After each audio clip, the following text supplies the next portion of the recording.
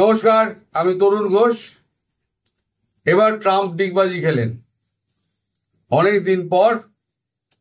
এবার ফাইনালি তিনি একদম মঞ্চে দাঁড়িয়ে মন্তব্য করলেন, India is a great country and my friend, doing very good job, well done India বলে তিনি একটা বিশ্ব মঞ্চ থেকে একটা ভারতবর্ষকে একটা বার্তা দিতে চাইলেন।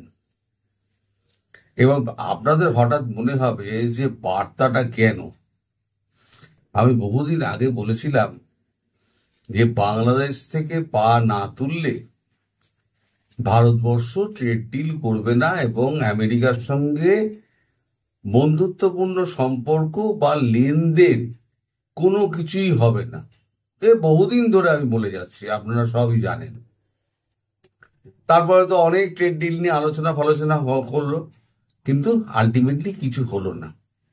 এবার দুটো জিনিস আপনাদেরকে আমি বলি যে সপক্ষে, যে কেন ট্রাম্প হঠাৎ এই সিদ্ধান্ত নিলেন যে ভারতের সঙ্গে তার বন্ধুত্বপূর্ণ সম্পর্ক চাই, না হলে পরে তার বিপদ আছে। এক হচ্ছে, আপনারা সবাই জানেন, চায়না বলে দিয়েছে যে তারা রেয়ার আর্থ মিনারেল আর্থ সাপ্লাই দেবে না আমেরিকাকে। ভারতের জন্য দরজা খুলে দিয়েছে, ভারতকে পরিষ্কার বলে দিয়েছে, আপনার যত রেয়ার আর্থ মিনারেল আপনার দরকার আছে আপনি আমাদের কাছ থেকে নিয়ে যান। চায়নাতে যা রেয়ার আর্থ মিনারেল রয়েছে তার 90% চায়না একদম উত্তোলন করে। 90%, মানে যতটা উত্তোলন করা সম্ভব তার 90% চায়না উত্তোলন করে বছরে। এখন সেটা এতদিন আমেরিকা যেত। আর এই রেয়ার আর্থ মিনারেল, বিরল খনিজ ছাড়া আপনার এই কম্পিউটার থেকে স্যাটেলাইট পর্যন্ত, মোবাইল, ট্যাবলেট, টেলিফোন কিচ্ছু চলবে না। আমি বলেছিলাম আর 2 মাসের মতো বাকি আছে রেয়ার আর্থ, আর 2 মাস। এই যে চায়নার উপরে 100% আরো চাপিয়ে দিলেন, উনি কি করতে চাইছেন জানি না। সিআইএ এর মত একরকম, মানে ওয়াশিংটন ডিসির মত একরকম, হোয়াইট হাউসের মত একরকম, পেন্টাগনের মত আলাদা। এদের স্টেট ডিপার্টমেন্ট এবং ডিফেন্স ডিপার্টমেন্টের মধ্যে কোনো তালমিল নেই। এখন ডিফেন্স ডিপার্টমেন্ট যারা আছে তারা চায় যে আপনার এই বাংলাদেশের সঙ্গে শত্রুতা বজায় রাখো, কিন্তু দেশ তো চালাতে হবে হোয়াইট হাউসকে। এখন দেশ তো আর মিলিটারি চালাবে না, তো দেশ চালাতে গেলে একটুখানি ভেবে চিন্তে চালাতে হয়। এবার আমেরিকা দেখছে যে আমি রেয়ার আর্থ মিনারেল যদি 2 মাস বাদে আমি না পাই, আমি তেল দিয়ে কি করব? আমি ট্যারিফ নিয়ে অনেক ঝামেলা করলাম, H-1 ভিসা নিয়ে ঝামেলা করলাম, আমি এখান থেকে ধরে ধরে ভারতীয়দের ফেরত পাঠাবার হুমকিও দিলাম, কোনোটাই কাজ হলো না। নরেন্দ্র মোদী একটা কথাও বললেন না।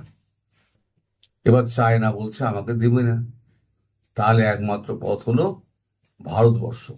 তার উপরে চায়না আবার হুমকি দিয়ে দিয়েছে যে 25 ডিসেম্বর ক্রিসমাস এবং 1 জানুয়ারি বর্ষবরণের রাতে তারা যে সমস্ত সাজানো গোছানো এই খ্রিস্টানরা পড়ে থাকে সেই সমস্ত মেটেরিয়াল যা আছে তা তারা সাপ্লাই করবে না। এবং আমেরিকার যে সমস্ত মানে আমদানিকারক আছে তারাও বিবৃতি দিয়ে জানিয়ে দিয়েছে যে আমরা আর আমদানি করব না। 100%, 104% ছিল আগে, 104% শুল্ক চাপিয়ে সেই মাল আমরা আর বেচতে পারবো না। উল্টে ভারত কি করেছে? চীন যেমন ওষুধের পুরো দরজা খুলে দিয়েছে ভারতের জন্য, কারণ আমেরিকা বলেছে ওষুধের উপরে আমি 100% ট্যারিফ চাপাবো। ভারত ওষুধ করে না, সারা বিশ্বে ওষুধ চালান দেয়। আর বাকি যেটা আছে সেটা রাশিয়াও বলেছে আমাদের দিয়ে দিন, চায়নাও বলেছে আমাদের দিয়ে দিন, রেসিপ্রোকালি চলছে। সিআইএ যা চাইছে তার উল্টো এখন কাজ হচ্ছে। হোয়াইট হাউসে। হোয়াইট হাউস দেখছে যে সিআইএ এর কথা মতো যদি আমি চলতে চাই তাহলে পরে আমার আমেরিকা ডুবে যাবে। কারণ আমাদের সিআইএ চায় চায়নার সঙ্গে ভারতের দূরত্ব হোক, আর সিআইএ এর কথা শুনতে গিয়ে আমরা কি করেছি, চায়না আর ভারতকে এক করে ফেলেছি।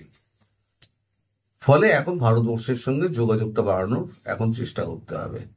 আর দ্বিতীয় একটা জিনিস আপনারা লক্ষ্য করুন, কিছু 2-3 দিন আগে হঠাৎ করে বলা হলো যে আপনাদের বাংলাদেশে মার্কিন দূতাবাসে হঠাৎ সন্ত্রাসবাদী আক্রমণ হতে পারে। এই 2-3 দিন আগে, আপনাদের মনে থাকতে পারে। তো প্রচুর সোয়াট আপনাদের ওখানে সব মোতায়েন হয়ে গেল। তারপরে আমেরিকার মধ্যেই কংগ্রেসে কথা উঠলো যে দেশের পুলিশ মার খায়, সেনাবাহিনীর মধ্যে চঞ্চলতা আছে, অস্থিরতা আছে, সেই সেনাবাহিনী কি করে করবে? তাহলে আমাদের এখান থেকে ফোর্স পাঠানো হোক, 1 ডিভিশন। তার মানে তখন ভাবা হলো যে না, আমরা ডিপ্লোম্যাটিক্যালি এটা আমরা কথাবার্তা বলে আমাদের আমেরিকান ফোর্স আমাদের কি বলে এমবেসি পাহারা দেওয়ার জন্য আমরা বাংলাদেশে পাঠাবো। এই যখন অবস্থা, সেই সময় ট্রাম্প বাধা দিলেন। ট্রাম্প বললেন অনেক হয়েছে, আমাদের কোনো স্বার্থ ওখানে সিদ্ধি হবে না, কারণ ওখানে যে জন্য আমরা গেছিলাম রেয়ার আর্থ মিনারেল ওই জায়গাটার মধ্যে নেই। তো খরচা আর যা পাবে তাই দেখা যাচ্ছে যে নিয়ে কোনো লাভ নেই। সুতরাং আমি বাংলাদেশের পেছনে অর্থ ঢেলে আর সম্পর্ক নষ্ট করে ভারতের সঙ্গে আমার কি হবে, তাই এই ডায়লগটা উনি দিয়ে এখন একটু ঠান্ডা করার চেষ্টা করলেন।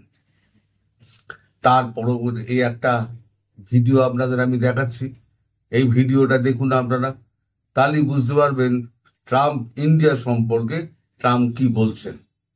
India is a great country with a very good friend of mine at the top, and he's just done a fantastic job. And এই তো দেখলেন ট্রাম্পের বক্তব্য।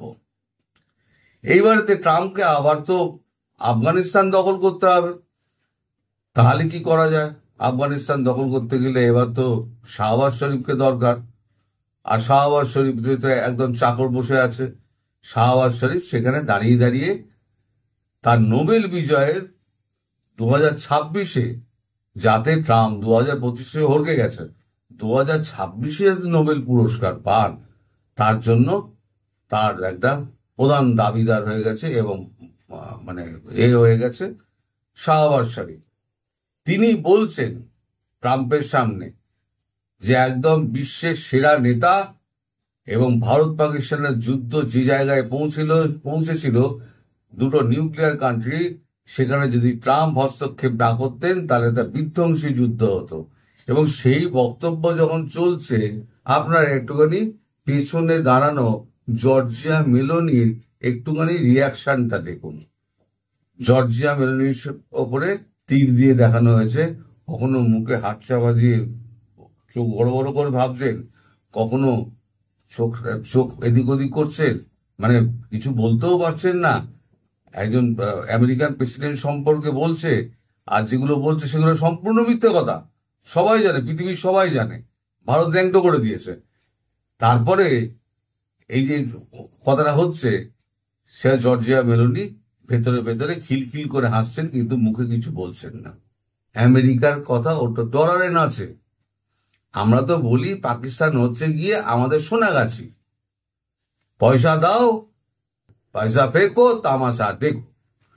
গতবারে কি হয়েছিল? গতবারে 4 দিনের যুদ্ধের পর যখন হেরে গেল, যখন দেখলো আর ধ্বংস একেবারে মাটি হয়ে যাবে, তখন ডিজিএমও এসে বললো যে আমাদের যুদ্ধবিরতি করে দিন, আমরা আর এরকম কিছু করব না। যুদ্ধবিরতি হয়ে গেল। মোদি বলল যা সিমরান যা, জিলে তেরি জিন্দেগি।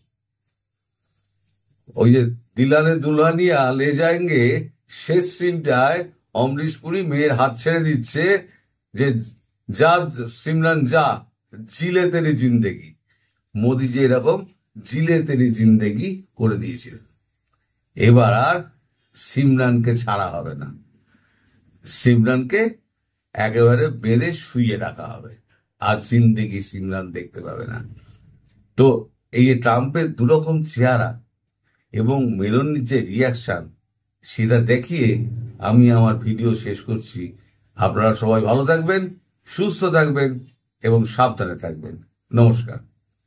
And today again, I would like to nominate this great president for Nobel Peace Prize because I genuinely feel that he is the most genuine and most wonderful candidate for Peace Prize because he has brought not only peace in South Asia, saved millions of people, their lives, and today here in Sharm el-Sheikh, achieving peace in Gaza is saving millions of lives in the Middle East.